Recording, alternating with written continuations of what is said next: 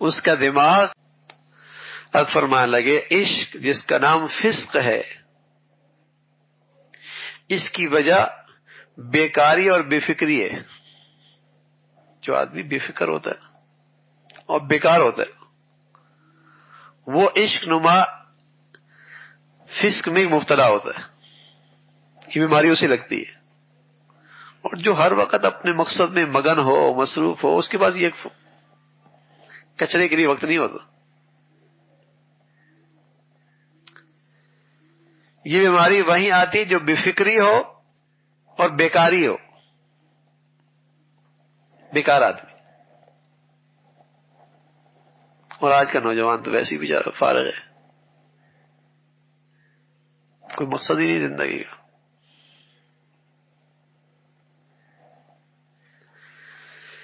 تو فرمانے کہ عشق کا منشا جو حقیقت میں فسق ہے، گناہ ہے، اس کی منشا بیکاری اور بے فکری ہے.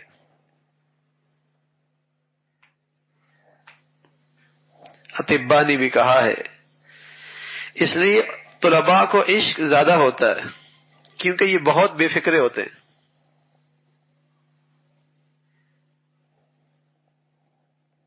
معاش کی تو فکر ہے نہیں، بال بچوں کی فکر نہیں، اور پڑھنے پڑھانے کی تو فکر ویسے کبھی نہیں لی.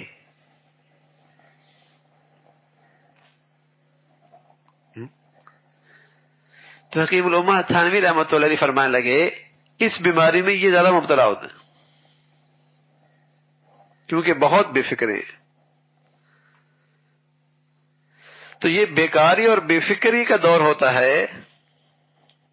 بیکاری اور بے فکری کا بعد کسی چیز کی فکر ہی نہیں.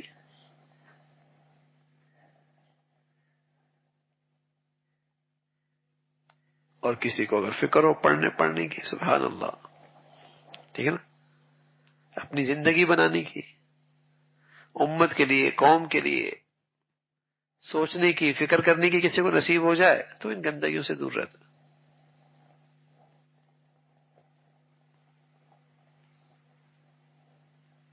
آپ دیکھیں گے کہ چاہے وہ فکر صحیح طور پہ، پوری طور پہ صحیح نہ بھی ہو، تب بھی آدمی اس بیماری سے بچ جاتا. کسی کو بہت اچھا کھیلنے کا شوق ہے، فٹ بال کا، کرکٹ کا جنون ہے اس کو، تو فکر تو ہے نا، تو اس گندگی سے بچ جائے گا. وہ عام طور پہ یہ اس کے اندر وہی مبتلا ان چیزوں کے اندر بھی نہیں ہوتا.